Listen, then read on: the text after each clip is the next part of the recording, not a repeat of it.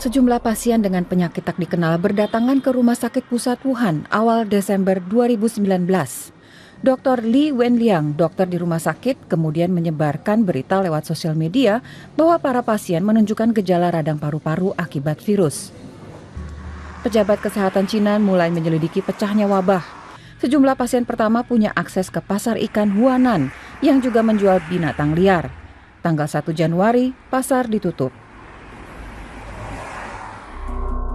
Mengawali tahun 2020, pejabat kesehatan Cina mengumumkan penyebabnya, sebuah virus corona jenis baru. Seorang pasien berusia 61 tahun jadi korban meninggal pertama. Jumlah yang terinfeksi meningkat drastis. Tak lama kemudian, Thailand mengkonfirmasi pasien corona pertama di luar Cina. Jepang melaporkan kasus perdana berikutnya.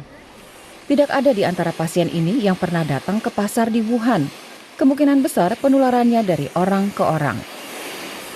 Di Cina, virus meluas ke berbagai kota. Warga mulai memakai masker.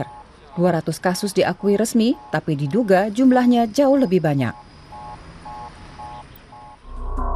Tenaga medis di Wuhan yang kontak langsung dengan pasien mulai terinfeksi dan sakit. Taiwan dan Amerika Serikat melaporkan kasus corona, disusul negara-negara lain termasuk Jerman. Pemerintah Cina memutuskan langkah drastis. Semua transportasi di Wuhan dihentikan, termasuk transportasi umum. Ilmuwan menemukan virus corona punya masa inkubasi. Orang yang tertular tapi belum menunjukkan gejala jadi berbahaya. Dalam waktu bersamaan, liburan Imlek dimulai. Jutaan orang bergerak mudik massal. Di saat itu dikonfirmasi 2.000 kasus di seluruh dunia. 50 orang meninggal.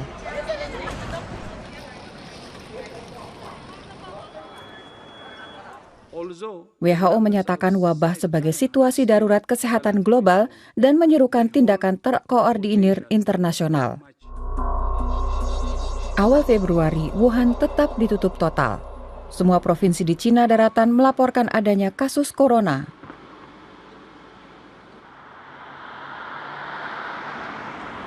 Li Wenliang, dokter dan whistleblower virus corona, juga meninggal.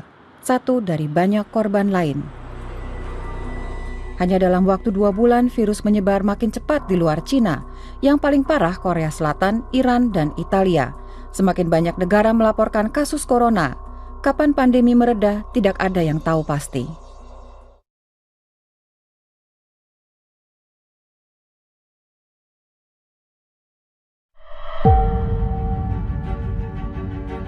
Kasus positif terinfeksi COVID-19 bahkan tembus 3 juta orang. Amerika masih menduduki urutan pertama kasus corona mencapai 1 juta kasus. Brazil diprediksi menjadi epicentrum virus corona berikutnya di tengah sikap santai Presiden Jair Bolsonaro yang menganggap wabah ini hanya flu kecil. Kasus positif totalnya hari ini adalah 15.438 yang saat ini sudah tersebar di seluruh wilayah tanah air.